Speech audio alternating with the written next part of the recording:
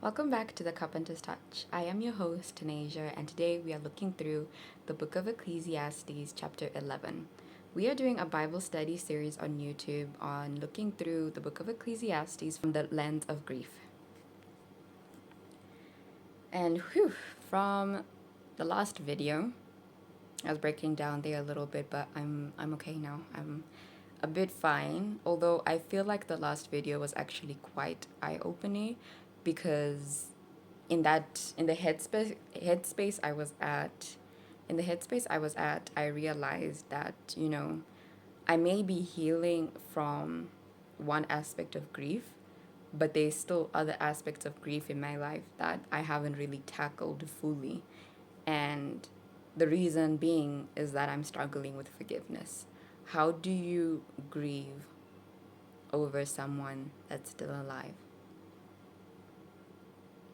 That's a bit deep. How do you grieve over somebody you didn't really know? Or how do you grieve over a life you didn't get? Those little questions and everything. It's like, man, it really, really stuck with me. And I realize now that as we're coming to an end, like as we're finishing up the book of Ecclesiastes, I am realizing that just because I am healing from one place of grief doesn't mean that I'm healed from all places of grief in my life. But grieving is a journey, and I'm just so happy to be doing it with God because it is hard. And I'm also really happy to be doing it with my community as well because it can be lonely sometimes. I am fortunate to have a husband that is there for me, and I'm fortunate to have a God that doesn't give up on me. So, yeah, rest in your community and rest in God throughout all stages of grief in your life. And like sometimes you may be feeling like you're moving, like you're making progress in your grief journey, and then something sets you back. I can assure you, you're not being set back. It just means that you're learning to grieve in a different way. I don't know what that was about, but let's jump right into today's video. Verse 1. Cast your bread upon the waters, for you will find it after many days.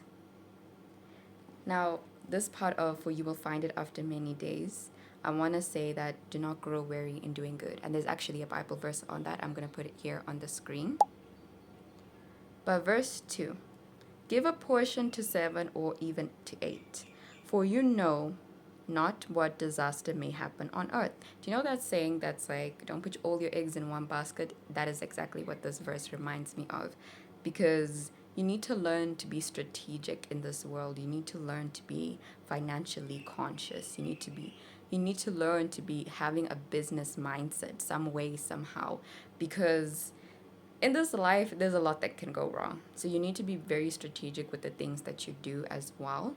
And it just reminds me about that parable, the shrewd manager. Or, yeah, I think it was the shrewd manager. I'm not sure. But I really enjoyed that one, and it also reminds me of that. You need to learn to distribute certain things going on in your life. And that's God, that is literally God teaching us to do things like that. And if you're struggling with how to do this, I encourage you to turn to God in wisdom because He will give it to you when you ask for it. Verse 3. If the clouds are full of rain, they empty themselves on the earth. And if a tree falls to the south or to the north, in the place where the tree falls, there it will lie. So my understanding of this verse was that you will have trouble, but Jesus has victory. We will face a lot in life, and we will feel alone, and we will feel stuck. But the truth is that in Jesus we have victory. No matter our circumstances, no matter the situation, we are saved through Him. We are rescued by Him. Verse 4. He who observes the wind will not sow, and he who regards the clouds will not reap. So this verse helps me to understand that the harvest you fix your gaze on is the harvest that you reap. Whatever you constantly fix your mind, your heart on, is what you will reap from. If I constantly fix my heart and mind on the things that worries me, I'm going to fester anxiety in my life. I'm going to allow anxiety to rule. But in the midst of all the chaos, I fix my heart and mind on Jesus. I will find peace in him and I will be okay. So in life, we need to learn what we observe and what we regard. The things that we do, like all that with, is the things that we will sow and reap from. So, what are you spending your time in? Verse 5. As you do not know the way the Spirit comes to the bones in the womb of a woman with child, so you do not know the work of God who makes everything. This verse, this statement, definitely implies that his ways are higher than our ways. It reminds us that God is almighty and we need to remain humble.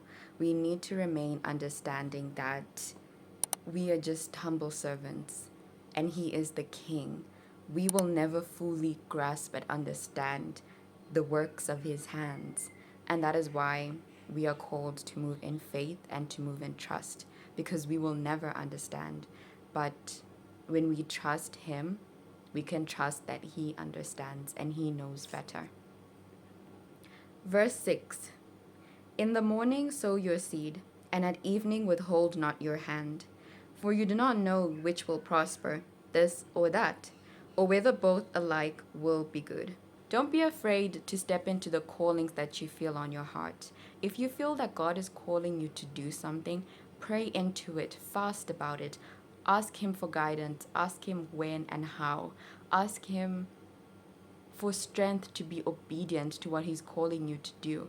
But don't be afraid or do it afraid. God calls us to do it afraid. He reminds us to be brave. Verse 7. Light is sweet, and it is pleasant for the eyes to see the sun. So, this verse reminds me that Jesus is light, and we are called to be the light of the world. Verse 8. So if a person lives many years, let him rejoice in them all. But let him remember that the days of darkness will be many. All that comes is vanity. Life is a journey. That is just the straight up facts from the Word of God. That life is a journey filled with ups and downs.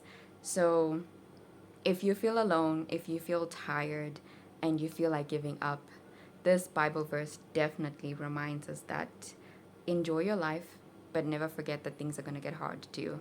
But don't rest in anxiety and fear about days getting harder. Understand that in those days, God is with you and you are not alone. Verse 9. Rejoice, O young man, in your youth, and let your heart cheer you in the days of your youth. Walk in the ways of your heart and the sight of your eyes. But know that for all these things, God will bring you into judgment. We are blessed by God to have free will.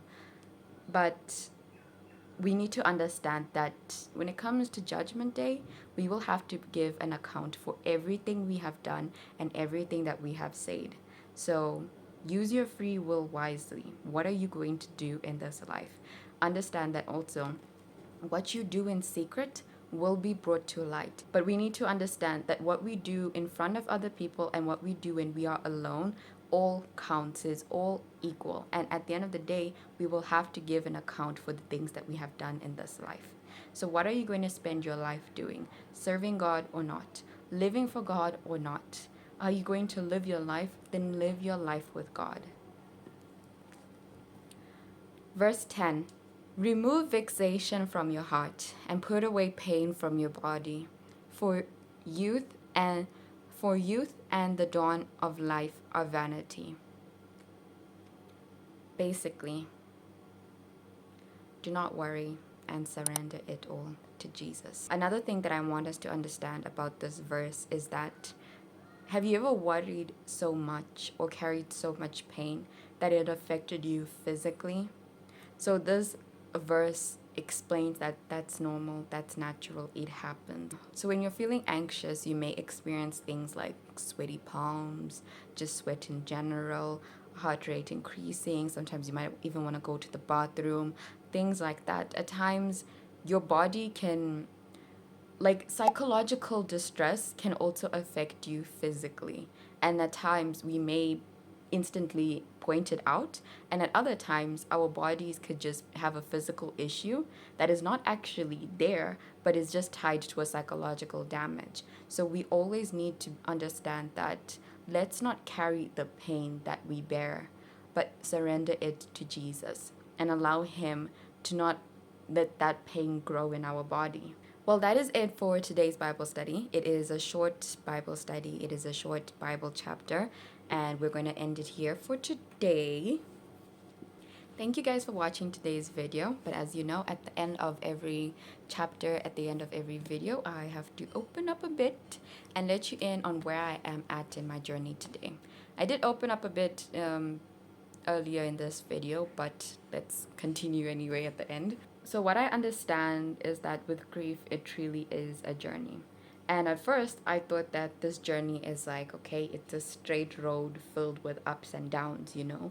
But now I'm realizing is that with grief, this journey can be like straightforward and then sideways, and then sometimes you gotta take a stop on the road, and then sometimes you gotta reverse and go back and get something because maybe you left something back there, and then you gotta move forward, or you gotta take a new turn to some place you think is better. Maybe it is better, and then your journey is no longer going that direction, it's going this direction, and then you realize like it's a lot. It really is a lot. And I think the importance with grief is not to do it alone. Yeah, we might try and get by to a certain extent when we do it by ourselves, but we are, God is three in one. And I believe with that, His unity, His love in all of that guides us to understand that He is a relational being, and also He wants a relationship with us. So we are made as relational beings too. And we are made to have a relationship with Him, but not just that, but to have a relationship with each other. The commandment that God really calls us to follow is to love Him and is to love our neighbor as ourselves. So we are not called to do life on our own, and therefore we're not called to do grief on our own. So if you have somebody that can help you through this, then please reach out to them. But trust that God is with you no matter what, and He's never left you. He is with you in this journey. As for me, I am understanding that grief is not what I expected it to be. And even though it's all over the place, today I'm feeling hopeful that I'll get through it. But not all days are like this. Other days I'm sitting there thinking I will never get through this, and it hurts. Lately, actually, I've been finding myself just come across pictures of my grandmother, and I just sit there and I look at her and I just think, man, she's really gone. That just hurts so much. And it's more of a longing, truly, than the initial pain I carried of anger and hurt against God because of her death. Right now, it's a longing that I miss her, and it sucks that she's gone, and I cry about it. I hurt about it. So the thing with grief is just also feel your emotions. Yeah. You will get through it, so will I. Yeah. But that is it for today. Thank you for watching. Please like this video if you enjoyed it. Please give it a comment if you would like to share your experience on how this video has impacted you, or how God has impacted you in your grief journey, or how He has impacted you in the Book of Ecclesiastes. Please also subscribe to join along this Bible study series that I am on. And please share this video if you feel like it could help somebody else. Oh, another thing I want to share, since I'm also like sharing my journey with social media, right, is that I am actually taking a step back.